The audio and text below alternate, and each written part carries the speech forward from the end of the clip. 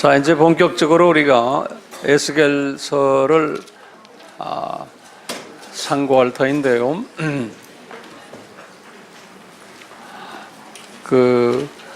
이 에스겔서의 주제가 뭘까? 우리가 한번 질문을 던지기를 원해요. 그렇게 해서 노트에다가 써서 에스겔서의 주제가 뭔가? 이 주제, 이슈가 뭐냐면 주제가, 하나님의 창조 목적 훈련을 계획하시고 이것을 성취하시는 그 모습이 에스겔서에서 나타나요. 드디어 성취하시는, 이것을 다시 표현하면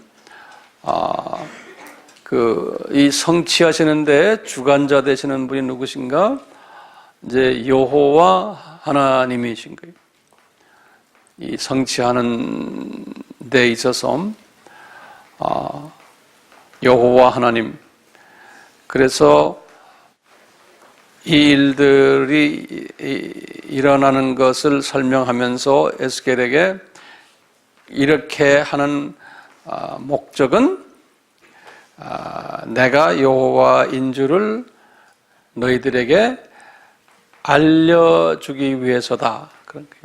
내가 여호와인 줄을 너희들에게 가르쳐주기 위해서다. 몇 번이라고 했어요? 65번이나. 네.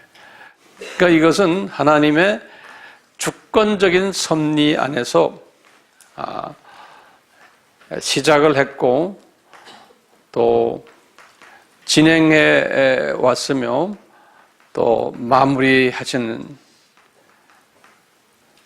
것임을 우리가 분명히 알 수가 있어요. 자, 이 에스겔서가요, 단원으로 이렇게 보면 4단원이 있어요. 에스겔서가 4단원으로 되어 있어요. 긴 책인데요. 대선지서죠. 몇 장까지 있어요? 48장까지 있어요. 네, 큰 두꺼운 책인데 1단원이 어디냐면 1장에서부터 24장까지가 1단원이, 처음 단원의 주제가 뭐냐면 유다야, 너희들이 창조 목적대로 순종하지 않았기 때문에 혼쭐이 난다. 그러니까 다시 말하면 586 사건이 일어날 것이다 라는 그 주제가 이제 1장에서부터 24장까지의 내용들이, 그러시면서 내가 여호와임을 알게 해주겠다, 이 사건들을 통해서. 이게 이제 처음 24장까지고요. 두 번째 단원은 25장에서 32장까지. 여기에는 이 유다를 괴롭혔던 주변 나라들을 하나하나 거론을 해요.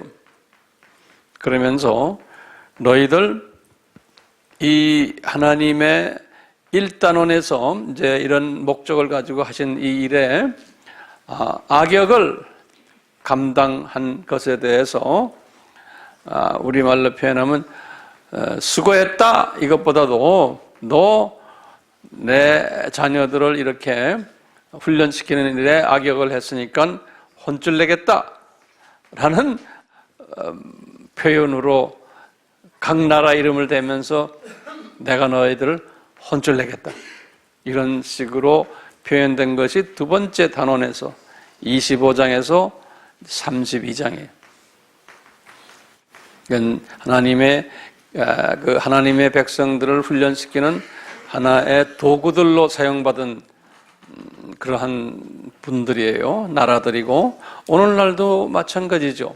신약에서도 하나님의 자녀들을 훈련을 시키는 일에 적극적으로 사용받아온 비기독교인들, 나라들, 또 비기독교 종교들, 또 비기독교 권세자들, 이런 분들이 다 이렇게 이런 데 표현이 되는 거예요. 자, 이게 두 번째 단원이고요. 그리고는 세 번째 단원은 33장에서 35장까지의 내용이에요.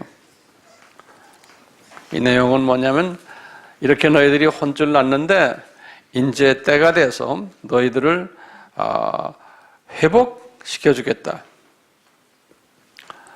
위로해 줄 것이고 영적 갱신을 시켜줘서 여호와가 누군지를 더 알게 될 것이다. 라는 또 그분의 이렇게 어려움을 준 그 뜻을 알게 될 것이다. 이런 내용들이 거기에 기록이 되어 있어요. 33장에서부터 35장까지. 나중에 조금 기회가 됐을 때 좀 자세히 제가 보겠어요. 그리고 이제 네 번째 단원은요, 이제 36장에서 48장이에요. 36장에서부터 48장은 특히 이 에스겔서의 이 중요한 장인데요.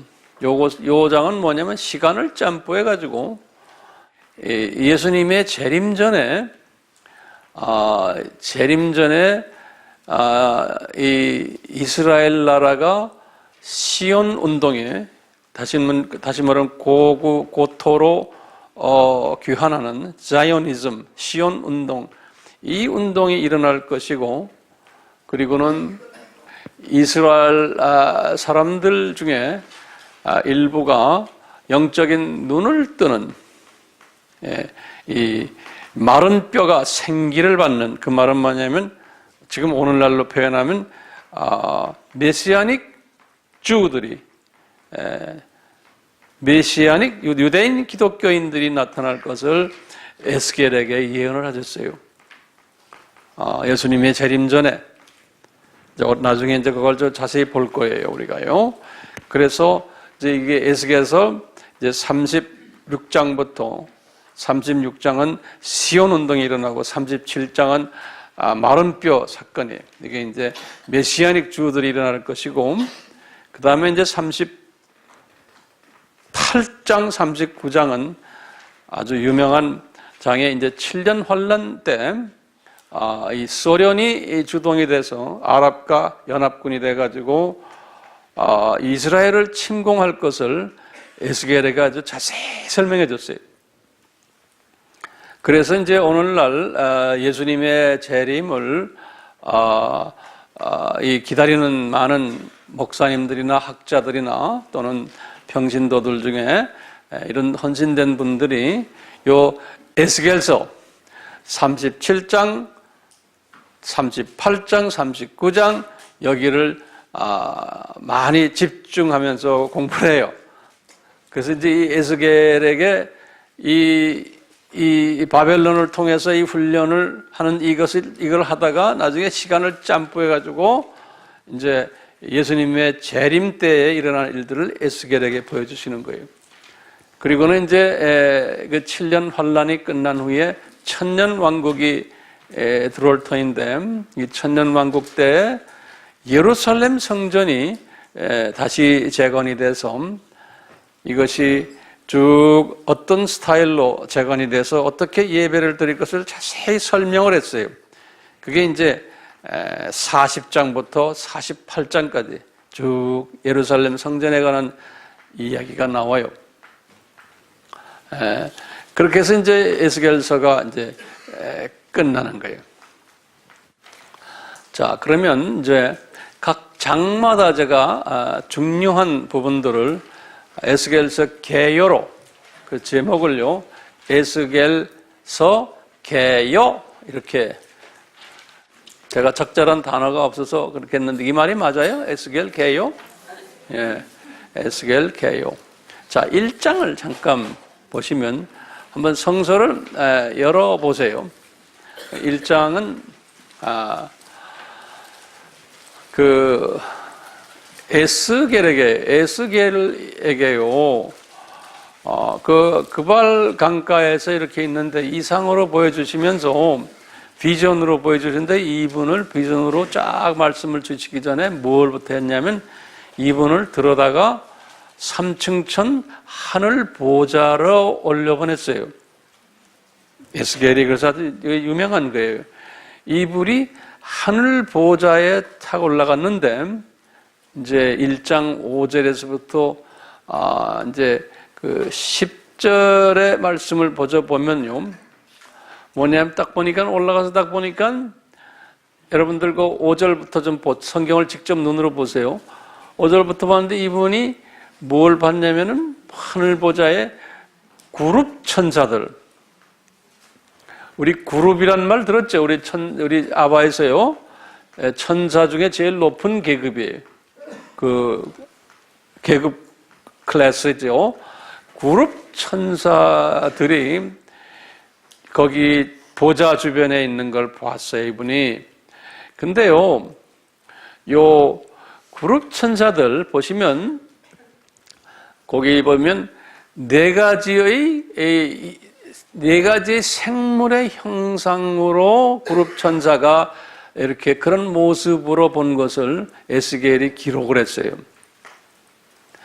그래서 거기 보시면 이제 5절부터 보시면은 사람의 얼굴 모습이 있고 사자의 얼굴 모습이 있고 소의 얼굴 모습이 있고 독수리의 얼굴 모습이 있다. 이렇게 지금 요 사람, 사자, 소, 독수리 요 모습이 있는 요 네 가지를 가지고 있으면은 이제 그룹 천사들의 모습이다. 이렇게 우리가 기억하고 있으면 돼요.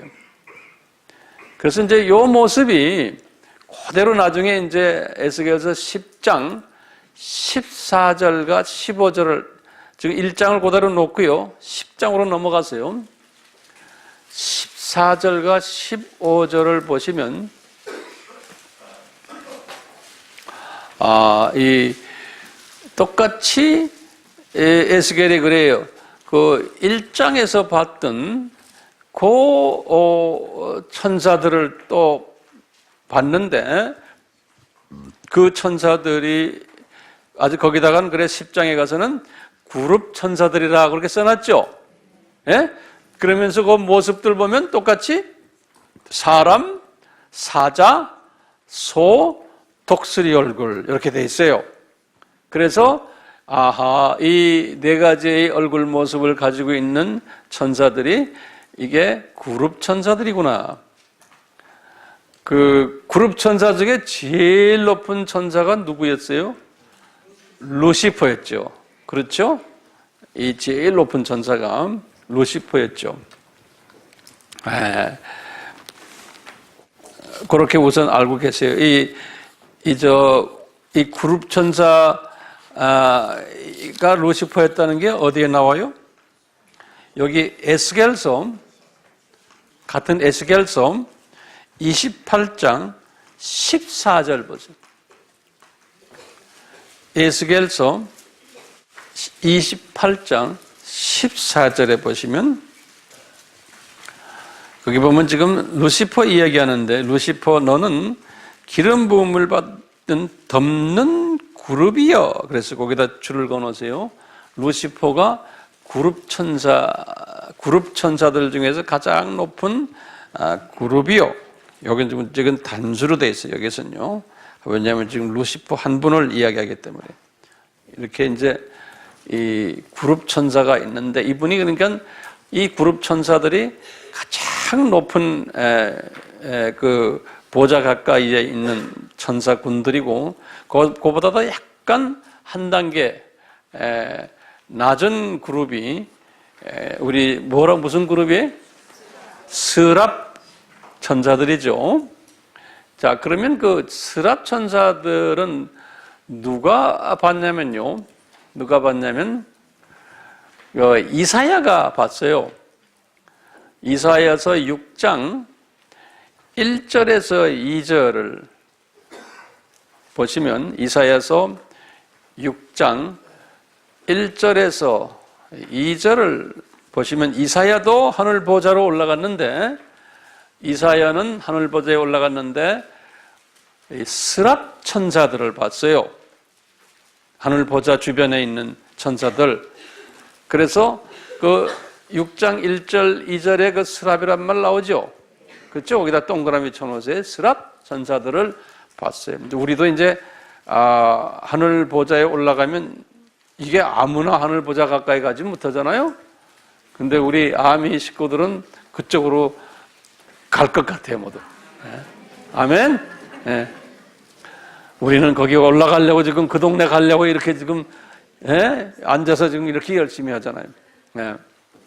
자, 이 스랍 천사를 봤다 그랬는데, 그러니까 이제 에스겔하고 지금 이 이사야하고 이 천사들을 같은 보좌에 올라갔는데 다른 그룹의 천사들 본 걸 이렇게 기억하시길 바라요. 근데 이제 신약에 와서요, 하늘 보좌에 올라간 또 분 한 분 계세요. 누구예요? 요한이죠. 그렇죠? 요한이 그 요한계시록에서 보면요, 우리 한번 봅시다. 요한계시록에서 몇 장일까요? 4장을 보세요. 요한계시록 4장을 보시면 지금 이 하늘 보좌에 올라간 장면이 나오는데요. 거기 보면 우리가 눈여겨볼 게 있어요. 여기 이제 4절부터 보시면 보좌에 둘로 24 보좌들이 있고 그 보좌들 위에 24 장로들이 흰옷을 입고 머리에 큰 면류관을 쓰고 앉았더라. 보좌로부터 번개와 음성과 내성이 나고 보좌 앞에 7 등불 켠 것이 있으니 이는 하나님의 7 영이라. 보좌 앞에 수정과 같은 유리바다가 있고 보좌 가운데와 보좌 주위에 4 생물이 있는데 거기다 4 생물이라고 하세요. 아까 우리 에스겔도 4 생물이 있었죠. 근데 보세요. 4 생물이 있는데 앞뒤에 눈이 가득하더라.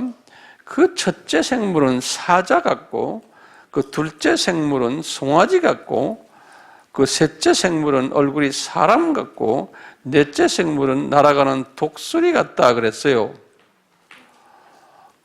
또 6 날개 있는 건 다 똑같고요. 보면 지금 어떻게 달라요? 에스겔의 번거하고 거기 다른 게 하나 있죠. 에스겔은 사자 얼굴이 있는데 지금 여기 요한은 사자 얼굴이 없어요. 있어요? 근데 뭐가 없어요? 뭐가 있고 뭐가 없어요? 송아지가 지금 문제예요. 그렇죠? 송아지가 있는데 에스겔은 송아지 없어요. 여기 지금 요한에게는 뭐가 있어요? 송아지가 있죠? 그런데 에스겔은 뭐가 그 대신에 뭐예요? 소. 그러면 다 똑같아요? 다 똑같으면 요한은 어느 걸 본 거예요? 그룹을 봤어요? 스랍을 봤어요? 스랍? 이게 문제구나. 그래서 싸움 좀 시키려고 그러는 거예요. 다시 좀 봐요. 요한이 본 거예요.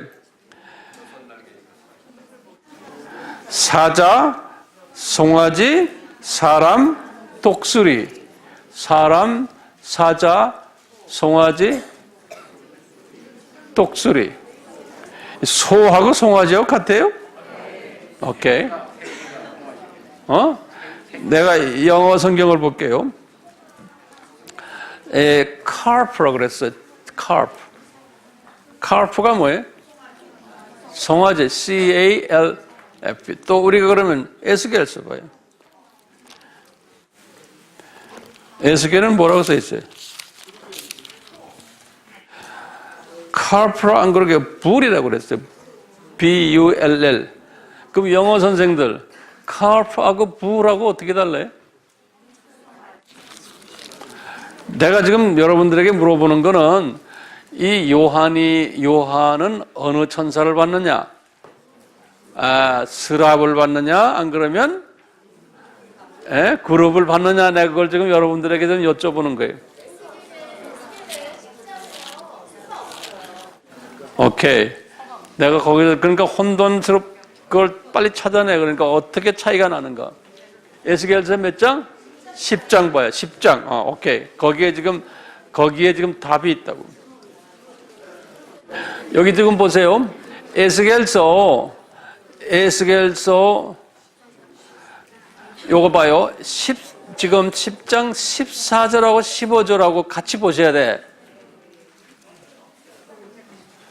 지금 이제 14절은 그룹 천사인데 그룹들은 각기 내면이 있는데 첫면은 그룹의 얼굴이요, 둘째면은 사람의 얼굴이요, 셋째는 사자의 얼굴이요, 넷째는 독수리의 얼굴이다. 자, 근데 여기서 지금 뭐가 빠졌어요? 송아지가 없죠? 근데 15절 보면은 그룹들이 올라오니 그들은 내가 그발 강가에서 보던 생물이라 그랬더니, 그러면 이 말은 뭐예요? 지금 1장에서 나오는 거와 같다는 소리 아니에요. 그렇죠? 그러니까 1장에서 본 것이 무슨 천사라고 우리가 보면 되게? 그룹 천사라 이제 그냥 이렇게 보면 돼. 이거 가지고 나하고 싸움하려고 들지만 나도 올라가 보지 않아서 몰라요. 근데 우리 상상하는 거. 그렇다면 요한이 본 건 뭘까요? 요한도 우리가 보면 그냥 그룹으로 볼 수 있죠. 그렇죠? 거기에 대해서 의견이 분명히 있어요. 왜냐하면 이게 정확지는 않아요. 그렇기 때문에 뭘 봤다 그거 가지고 우리 싸움하지 맙시다. 그 대신에 뭐냐? 분명히 이사야는 스랍 천사를 봤는데 이사야가 스랍 천사가 어떻게 생겼다는 이야기는 또 안 했어요. 그렇기 때문에 우리한테 이게 숙제로 남아 있는 거예요. 그렇지만 한 가지 이거 가지고 뭐 사람이 무슨 의미냐 뭐냐 이거 가지고 싸움하지 마시고 어떻게 하시냐면 이 보좌에는 두 종류의 천사 그룹들이 있는데 누가 더 높으냐? 그럴 때 루시퍼 때문에 그룹 쪽이 더 높고 그 바로 밑에 스랍들이 있더라. 이렇게 그냥 알고 계시면 되겠어요. 그 이상 나한테 물어보지 따지고 그러지 마세요. 나도 몰라요. 아주 맥시멈으로 나도 상상해보고 그러는 거예요. 나도 빨리 그 동네 올라가 봤으면 좋겠는데 나한테는 그거 안 보여주세요. 그 다음에 그런데 1장은 지금요. 1장은요. 이분이 이 하늘 보좌에 올라간 장면이에요. 그래서 이제 그 보좌에 보면 1장 26절에서 28절에 보면요. 이 보좌를 올라갔다는 걸 구체적으로 이야기해요. 보좌를 딱 방문했는데 그 보좌, 그 체어예요. 의자가 남보석으로 되어 있고, 남보석. 그 다음에 보좌에 앉으신 분이 누구라 그랬어요? 사람의 모양인데, 이건 분명히 성부 하나님은 볼 수 없죠? 그러니까 성부 하나님이 아니고 예수 하나님이세요. 예? 그 여호와의 영광의 형상이라고 거기다 써놨어요. 성경에 보면요. 그러니까 예수님이 여호와이시구나. 예? 허리 이상의 모양 그분의 그 모습이 거기 설명이 돼요. 예. 그건 여러분들 그냥 보시면 돼요.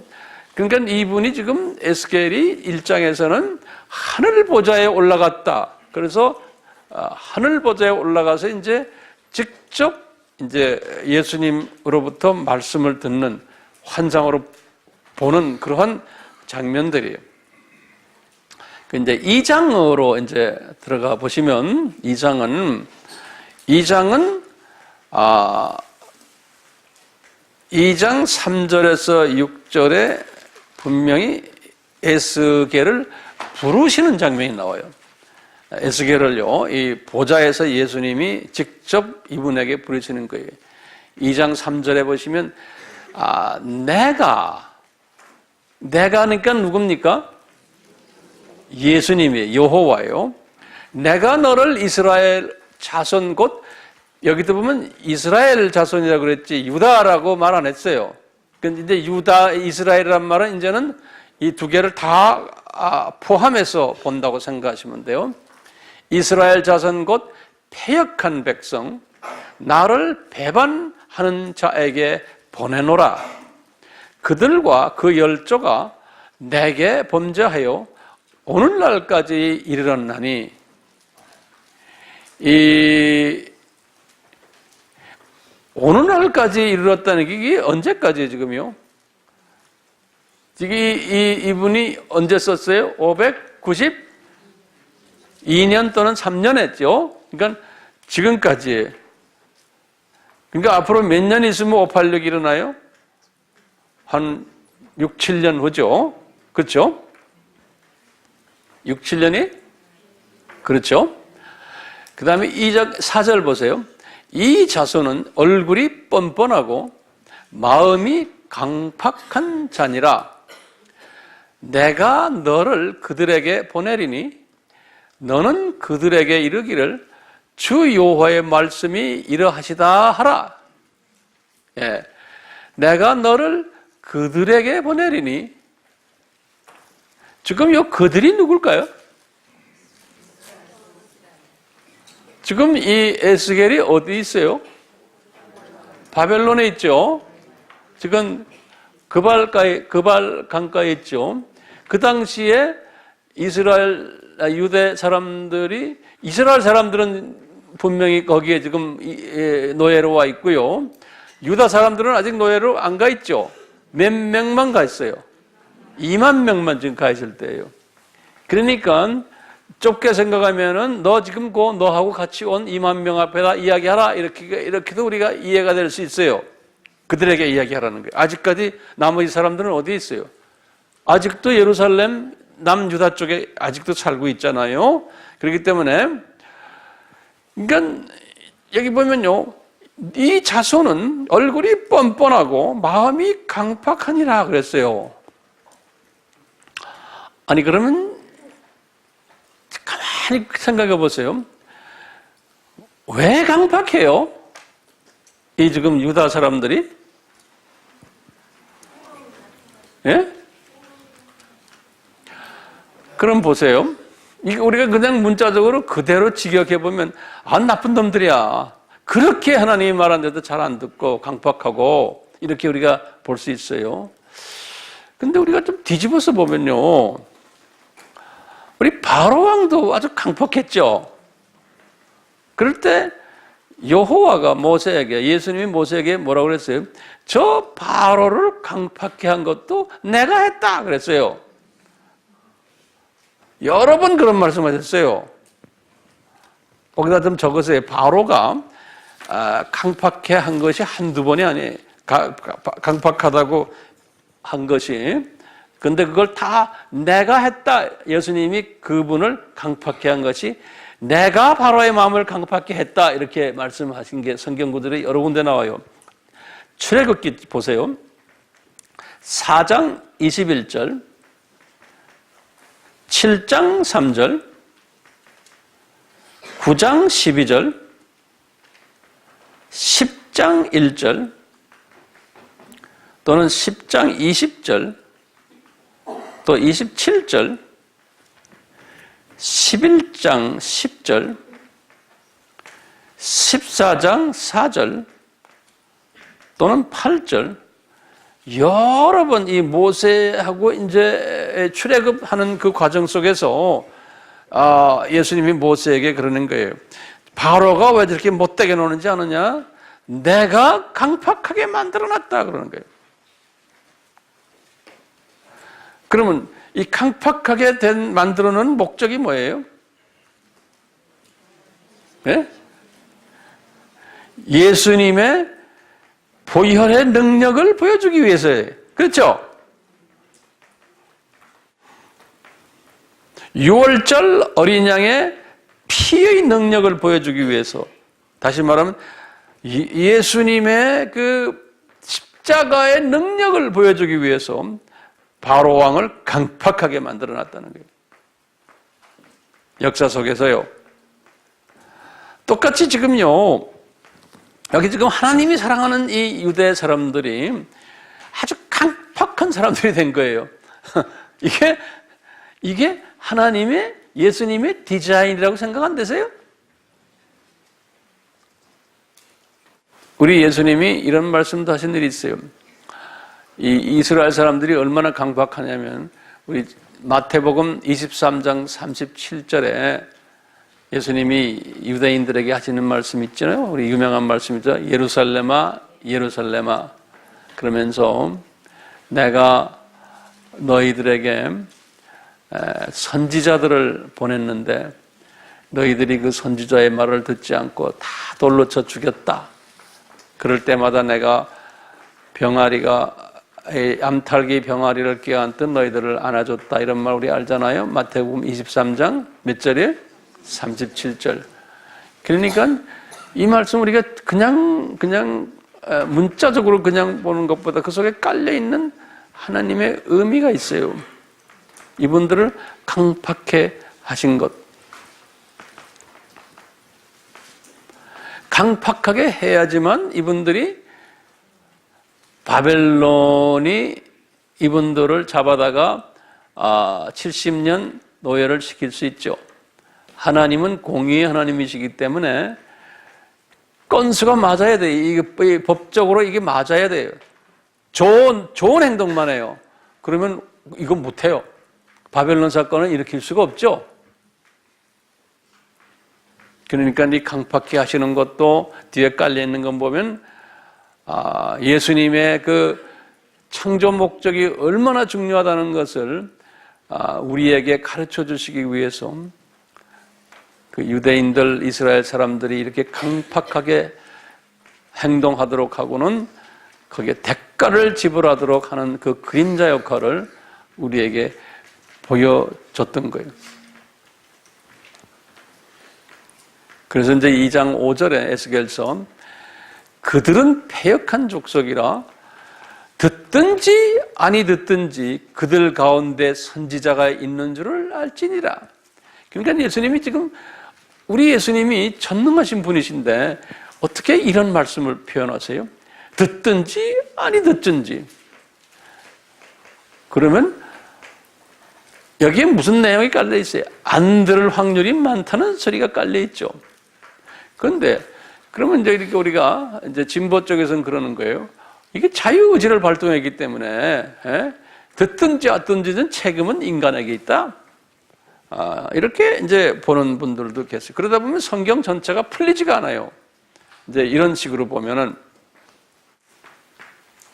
그러면서 6절에 인자야 너는 비록 가시와 찔레와 함께 처하며 지금 네가 이렇게 어려운 가운데 노예 생활을 하는 거죠. 전갈 가운데 거할지라도 바벨론의 이 압박 가운데 거할지라도 그들을 두려워 말고 그 말을 두려워 말며 그들은 패역한 족속이 이때 그들을 두려워 말라 할 때 누구를 두려워 말라는 소리예요?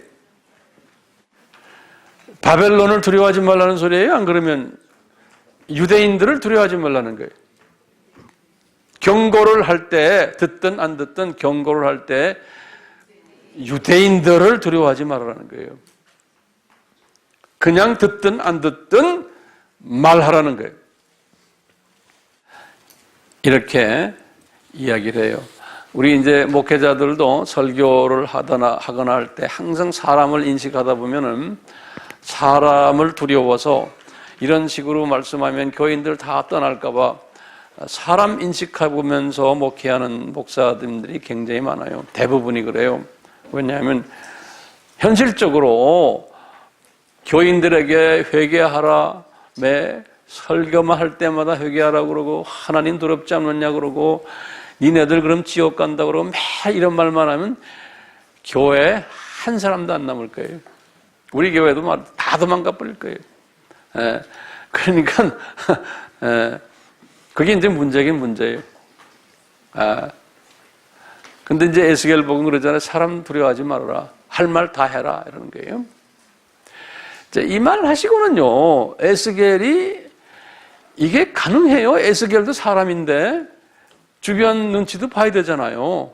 그리고 자기가 금수저도 아니고 그 날고기는 많은 사람들에게 이 말을 할 수 있는 자격이 안 되니까 예수님이 그 다음에 8절부터 보면 그 유명한 말씀하세요. 이 8절부터 3장 3절까지 2장 8절부터 그 유명한 두루마리 책을 먹이시는 거예요. 하나님의 말씀을 입에다가 넣어주는 거예요. 인자야 내가 내게 이르기를 말을 듣고 그 패역한 족속같이 패역하지 말고 내 입을 벌리고 내가 내게 주는 것을 먹으라 하시기로 내가 보니 한 손이 나를 향하여 퍼지고 그 손이 두루마리 책에 있더라. 그가 예수님이 그것을 내 앞에 펴시며 그 안팎에 글이 있는데 애가와 애곡과 재앙의 말이 기록되었더라. 이런 말을 이제 해야 되니까요. 그러면서 이제 이 두루마리를 내 배에 넣으며 내 창자에 채우라 하시기로 내가 먹으니 그것이 내 입에서 달기가 꿀 같더라. 이 말씀을 먹었다는 이야기가 나와요. 그렇기 때문에 이 말씀을 먹어야지만 에너지가 나와가지고 용기가 생기고 두려움이 없어지고 사람을 인식하지 않고 예수님의 말씀을 담대하게 전할 수가 있어요. 이 말씀을 먹어야 되는 거예요. 그래서 에스겔에게 이 말씀을 먹도록 하신 거예요. 우리 시편 119편 103절에는 주의 말씀이 맛이 어찌 그리 단지요 내 입에 꿀보다 더하니라 이런 말씀이 있어요. 예레미야도 이제 15장 16절에 예레미야도 이 말씀을 먹었는데 그 주의 말씀은 나의 기쁨과 나의 즐거움이 되었다라는 예레미야도 이 말씀을 먹었다. 그러니까 오늘날 우리는 말씀을 먹었다는 것은 말씀을 외우고 묵상하는 그러한 사람들과 같은 맥락이죠. 그래서 우리가 이제 이렇게 배우는 에스겔 지금 저 같은 것도 자꾸 이제 반복하면서 이 말씀을 내가 이제 외우고 이제 묵상하고 그러면 이제 나에게 에스겔처럼 영적 파워가 나와서 두려움 없이 하나님 말씀을 전할 수 있는 거죠. 그게 이제 2장에서 이렇게 설명했어요. 자, 이제 3장으로 넘어가면요. 에스겔에게 이제 에스겔을 불렀는데 2장에서는요. 그래서 말씀을 먹였어요. 불러가지고요. 그런데 이제 3장에서는 에스겔에게 사명을 주시는 장이에요. 네, 할 일을 주시는 장. 3장 4절에서 27절에 보면 이제 이 5절에 이런 말 했어요. 내가 방언이 다르거나 말이 어려운 백성에게 보내는 것이 아니요 이스라엘 족속에게 보낸다는 거예요. 다시 말하면 외국 사람한테 보내는 게 아니고 문화와 언어가 같은 그 민족에게 보낸다. 그러나 이들이 이마가 굳고 그랬어요. 하드 이마라고 아주 하드하고 마음도 강팍하고 내 말을 잘 안 들을 것이다. 7절에 그러면서 8절에 그래서 예수님의 말씀이 내가 내게 그들의 얼굴을 대하도록 내 얼굴을 단단하게 하겠다는 거예요. 그 사람들도 단단하지만 내 이마도 내가 단단하게 굳게 하겠다는 거예요. 그러니까 같이 한바탕 쳐라는 거죠. 레슬링 선수들 이마 바닥 치는 식으로요. 왜냐 이 말씀을 먹어서 그러니까 그게 가능하다는 게 이제 8절에 그래서 그러면서 그런 게 너를 이스라엘 족속의 파수꾼으로 세웠다는 게 파수꾼. 예. 그래서 그걸 영어로는 워치맨 그래요. 워치맨. 이 파수꾼. 이 파수꾼이라는 개념이 굉장히 중요한 개념이에요. 이 파수꾼은 너는 내 입의 말을 듣고 나를 대신하여 그들을 깨우쳐라. 그런 거예요. 3장 17절 그래서. 파수꾼의 역할은 나도 그렇고 여러분들도 그렇고 이 완악한 사람들, 눈이 감긴 사람들을 깨우치는 일을 하는 워치맨 역할을 하는 거예요. 그게 우리 사명이죠. 우리는 지금 내 민족과 특히 우리 NK 우리 민족을 깨우는 역할을 우리가 해줘야 되는 거예요. 근데 여기 보면 별로 그렇게 편한 말씀을 안 하셨어요. 이 말 잘 들어보세요. 이제 18절 보세요. 18절 다 성경 열어놨어요? 네. 이 말씀만 우리 읽고는요, 이게 무슨 뜻인가 봐요. 18절, 19절. 만약이에요. if, 만약. 내가 악인을 깨우치지 않으면, 이때 악인은 누굽니까? 요 악인은 바벨론 사람의 아니죠. 지금 순종하지 않는 하나님의 백성들이에요. 그게 굉장히 중요한 개념이에요. 순종하지 않는 하나님이 선택한 백성들이에요. 그러니까 우리가요, 하나님이 백성이 아닌 사람들에게 하나님의 말씀을 전하는 것은 의미가 없는 거예요. 순종 안 해요. 바벨론 사람들에게 이야기하는 게 아니에요. 에스겔의 짭이 하나님의 선택된 사람들에게 하나님의 말씀을 전하는 일을 하는 사람들이에요. 우리도 마찬가지예요. 우리가 누군지 모르지만 하나님이 정해진 하나님의 백성들이 있어요. 그분들에게 하나님의 말씀을 전하는 사역이 우리 사역이에요. 전도라는 게 그거예요. 자, 그런 의미에서요, 악인이에요. 지금 악인이에요. 자, 만약 내가 악인을 깨우치지 않으면, 깨우친다는 것은 깨닫게 한다든가, 잠자는 거를 잠 깨운다든가, 이제 그런 의미예요. 그를 구원케 하지 않으면, 다른 말로 표현하면, 너를 통해서 구원케 하겠다는 거예요. 그러니까 하나님의 자녀로 예정은 됐는데, 또 구원시킨다는 의미도 있고요. 그러면 자녀가 구원받았는데 구원의 확신이 없다든가 이런 의미에서든지 하여튼 그를 구원케 하지 않으면 그 악인은 그 죄악 중에서 죽으려니와. 이 말씀을 딱 보면요, 그대로 보면 하나님이 선택된 사람들인데도 자기 식으로 살다 보면 구원이 없을 수도 있다는 그 가능성을 여기다 비치지 않아요? 그러려니 하나님의 선택된 사람들을 깨우치는 일을 하나님의 자녀들이 해야 된다는 거예요. 그렇게 해석이 안 되세요? 우상만 들이 섬기고 있다가 하나님의 자녀들인데 그러다 보면 구원이 안 될 수도 있다는 거예요. 그러니까 우리 출애굽기 23장 23절 24절 거기 보면 나오죠. 모세가 산기도 갔다 내려왔는데 우상을 섬겼잖아요. 금송아지 섬겼죠.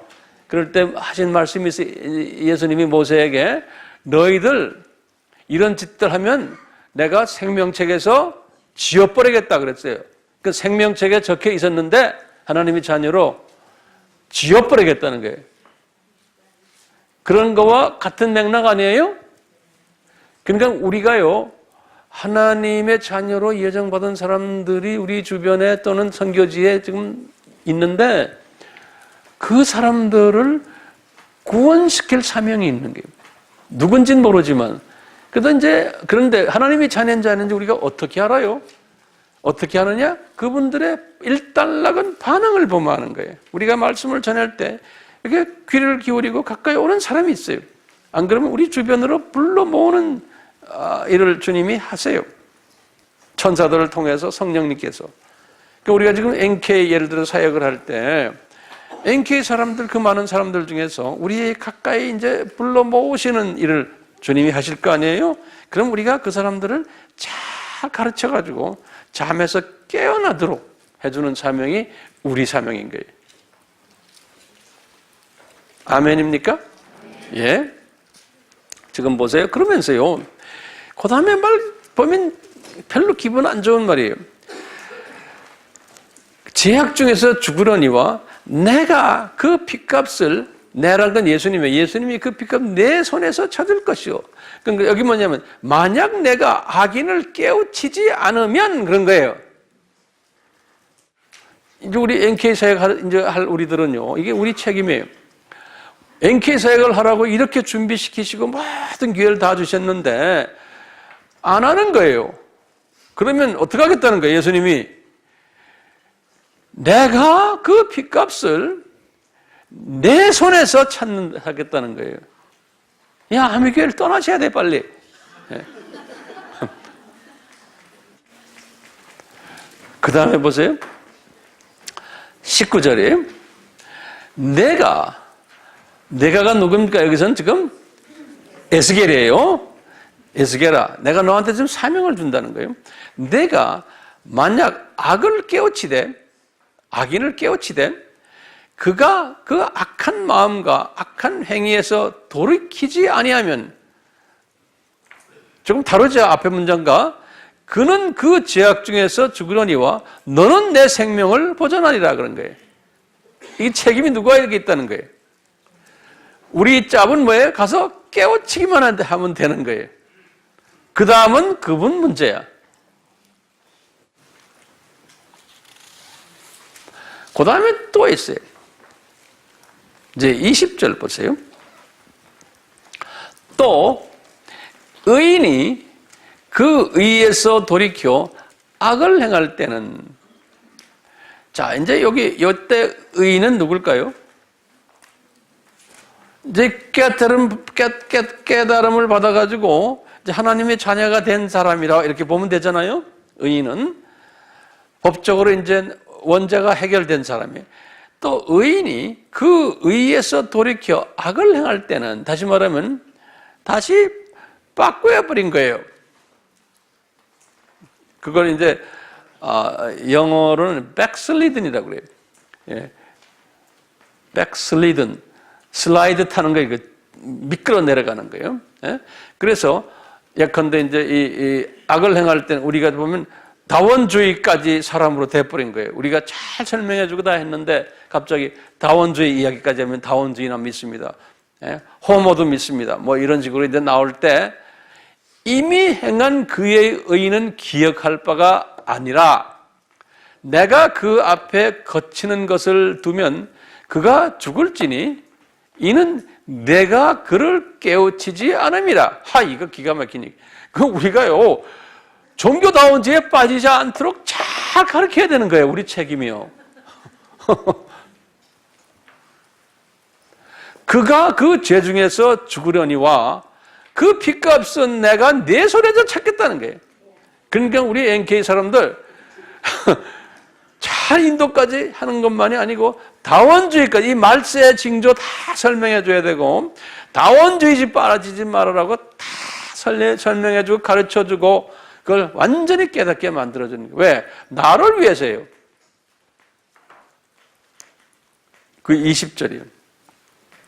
그 다음에 21절 보세요. 그러나 내가 그 의인을 깨우쳐 범죄치 않게 함으로 그가 범죄치 아니하면 정령 살리니 이는 깨우침을 받음이며 너도 내 영혼을 보전하리라.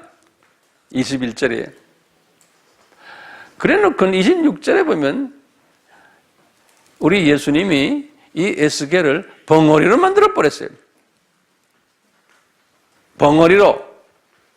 왜 벙어리로 만드셨냐 이거예요.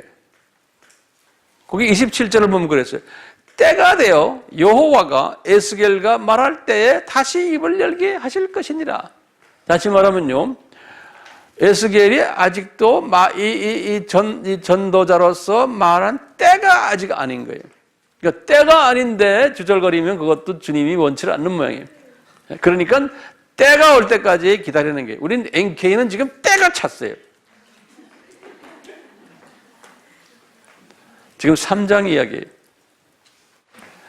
이제 3장까지는 좀 시간을 내가 이렇게 좀 쓰면서 했는데 이제 4장부터는 아주 급행 열차를 타고 가요. 그러니까 지금 내가 여기서 스탑할 때니까 1장에서부터 3장까지를 같이 좀 또 나누시면서 이걸 잘 정리하세요.